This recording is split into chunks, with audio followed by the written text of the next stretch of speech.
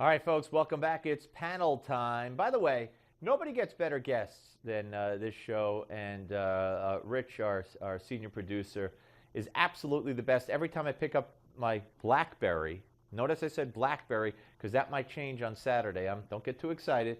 But nonetheless, I see George Will, Stephen Baldwin tomorrow. So I'm like, but it never ends, never ceases to amaze me. But anyway, joining us now is the panel, and the quality of the panel never ceases to amaze me. Back by popular demand for the third time today, we welcome in Ron Christie, former special assistant to President George W. Bush and Daily Beast contributor and columnist, and Peter Morici, professor of economics up in Maryland. Hello, gentlemen. How are you?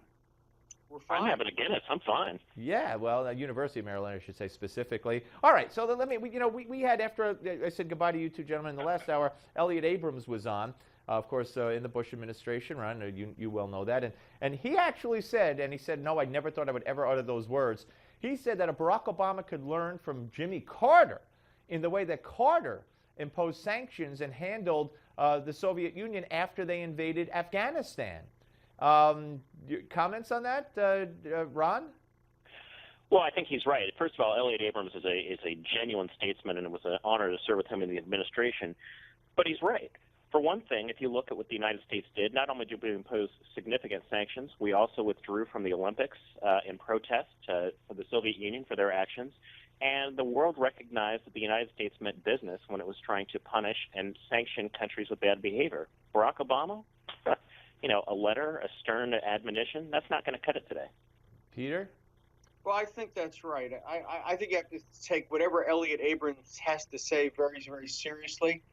And what has changed, I did a segment this morning on a cable network, and they showed some footage of Ronald Reagan, dealing with the Russians, the kind of language he used and so forth. And he was trying to one-up Carter. My feeling is this administration has really just absolutely lost touch with reality when it comes to dealing with some of the bad actors of the world. They kind of remind me of the kid who just burned down the school, and the guidance counselor said to the principal, he's only misunderstood. I mean, Vladimir Putin is a bad actor, and Barack Obama just wants to live in a fairy tale world. Yeah, no, I couldn't agree more. Yeah, I thought it was a very interesting comment. I have nothing but the great and utmost respect, like both of you gentlemen, for Elliot Abrams. Okay, let's move on. Charles Hurd of the Washington Times was with us earlier this hour, and he wrote a piece today about the EPA really out of control, and the power that this organization has, this department of government, branch of government has. And he wrote about a story about Andy Johnson, a welder from Wyoming, who built a small pond on their rural property using the stream flowing through it. And they stocked the pond with fish for their kids, and so that the three small children could fish. It's an oasis for wildlife like ducks, and we just put a picture of it now up on the screen. The EPA, seeing it with a drone or however else they're spying on people, is now fining this family $75,000 a day for violating some kind of cockamamie EPA regulation. I mean, this is insanity, is what it is. Peter? Well, I would tell you that the EPA, reminds me of the age of Dickens, but it really doesn't. This is Henry VIII. I'm surprised they don't do things like cut people's ears off or things like that.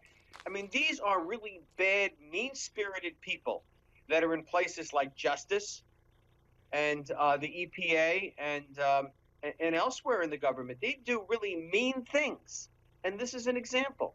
I mean, they're ruining this man, and for what? Ron, I'm sorry, Peter. That's okay. I think that's my thought. I said to Ron, I said to Charles, I said, when it comes to the EPA, what I think is, these eco-terror groups, and some people choose to exercise their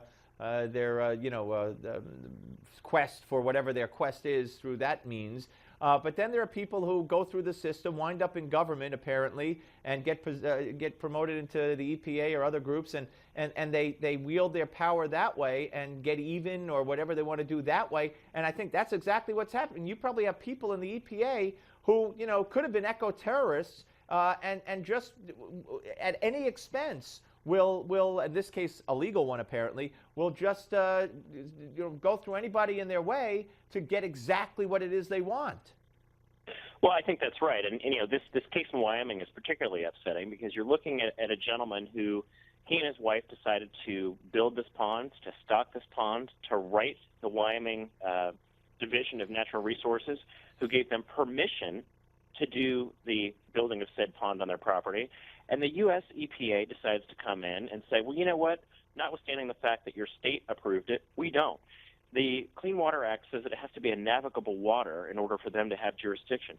How in the world is it a navigable water to have a dam built on or have a pond built on your own property to fish and to bring wildlife? That's the ultimate irony. He did it so that it could bring wildlife to his farm. But no, this is what you get when you get out of control, nameless bureaucrats who then impose their will, and the American people are going to look at this case and countless others and say, this bureaucracy is out of control. Yeah. Well, let's look at how Barack Obama has responded. If I were president of the United States, running a large bureaucracy like I have, I would expect occasionally for somebody at the IRS to get out of control or the EPA to get out of control, to be overzealous. And I'd say, gee, I just heard about this. I called them up and told them, you stop doing that and get that thing fixed. I want you to know we don't want that kind of stuff going on. Instead, what he tries to do is paper it over, cover it up. The reality is, by his own, countenance of this kind of conduct, it's quite obvious that Mr. Obama himself, in his own white-collar way, is just as bad as Mr. Putin. This is really insidious, liberty-crushing kind of behavior. This is the worst kind of behavior you'd expect on the part of a chief executive officer, to tolerate this stuff. But he does. Agreed, Ron? Absolutely agreed. And it's not just the Clean Water Act. You could look at the Clean Air Act. I mean, the Obama administration couldn't get their way with cap and trade through the Congress. The Senate didn't want to vote on it. Oh, by the way, overwhelmingly controlled by Democrats at the time. So now they've taken their own interpretation of looking at particulate matter, looking at coal plants, looking at all sorts of ways to impose regulation after regulation for things that the American people do not want. But of course, once again, he's using his pen and his phone to really destroy a good segment of the American economy by his reckless fiat. No, Putin's apprentice. That's what we've got in the White House. Well, apprentice. I used to call him from the very beginning Hugo Chavez in training. But Putin's apprentice is you like that? Is a good one. I like that. This is like, and what we just saw is a Super Bowl where you have the head coach on one side and his 15-year-old son on the other, and no wonder the game came out the way it did. Super Bowl. It's interesting you say that. Coming up next, we have one of the newest New York Giants. I don't know if you gentlemen are football fans. Quentin Demps, who came over from the Kansas City Chiefs. I am a New York Giants fan since birth. Well, all right. Well, we got him coming up, and of course he's going to play safety, and he's a conservative in the sense that he's a man of faith. He has a music label out that talks about that, and also it's a Christian music label called Purpose by Faith.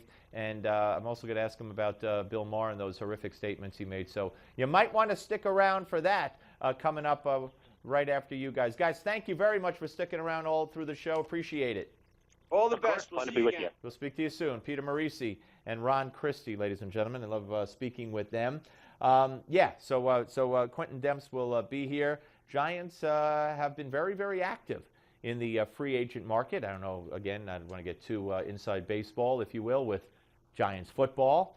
But nonetheless, they have been very active in the free agent market, coming off of a very disappointing season last year.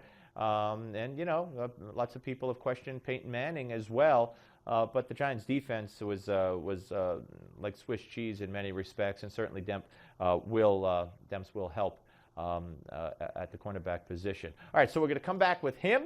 We'll even play a little bit of his music. We'll find out more about the man, his record label, and what he thinks about today's morality. All straight ahead on the Steve Malzberg Show on Newsmax Television. The Steve Malzberg Show.